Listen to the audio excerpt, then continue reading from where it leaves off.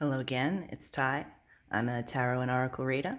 I'm here today to talk about the differences between real and counterfeit tarot decks and how to tell the difference.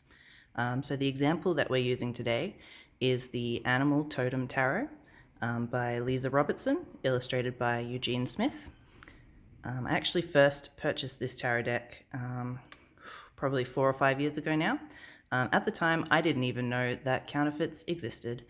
So that is why I have a counterfeit deck.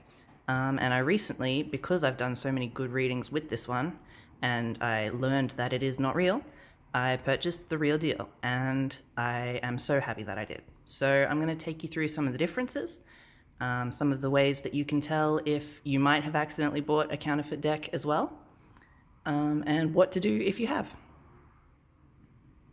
So first up, I just want to mention why you shouldn't buy a counterfeit deck. For starters, it doesn't support the creators of the deck. So making a deck, planning it, illustrating it, designing it, all of that takes a really long time. A really long time and a lot of effort.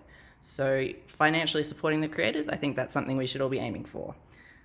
Secondly, it also signals to publishers what we want to see and what we as consumers want to buy. So which artists and illustrators and creators we want to buy decks from if you buy real decks.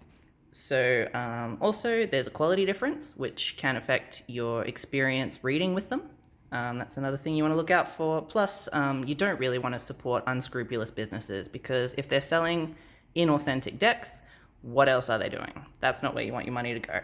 So let's begin with what we can see on the boxes to tell apart the real one from the fake one. And the number one thing is that the real one is going to have publication details on it. So a real deck is usually going to have an ISBN.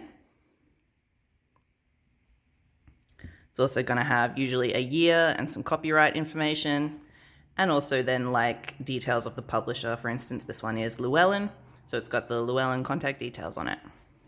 Fake one does not have any of that. So the next thing that you can see just by looking at these same bottoms of the boxes on each of them that the fake one doesn't have is that it doesn't have any mention of a guidebook. Instead, what it's got is this QR code on the bottom. So fake decks most often do not come with a guidebook. You can see on the sides of the real one, it mentions that it comes with a 384-page book, which is massive and like such an important thing to have. So fake ones usually don't have a guidebook, usually do have a QR code. That is a big giveaway. So another thing that you can use to tell apart the real deal from a fake is the price. If you've been looking around, comparing prices, different retailers and sellers, most of them will have a pretty comparable price for the same deck. If you find the same deck at a significantly cheaper price somewhere, that's probably a red flag. Another difference, which you wouldn't notice until you actually have it, unfortunately, is the absence of a guidebook. So if you've bought it online, you might not notice until you actually receive it. But for example, this one has a massive, beautiful guidebook. It's got notes areas, it's got like so much information about all the different cards. Really important to have, and completely absent from the fake. And then there's the cards themselves. So actually the print quality is quite different, and I'm going to show you that next.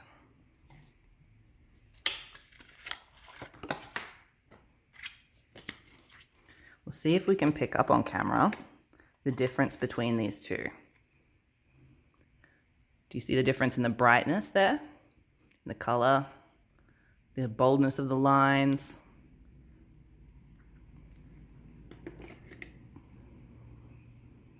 So you get significantly better print quality in the real one.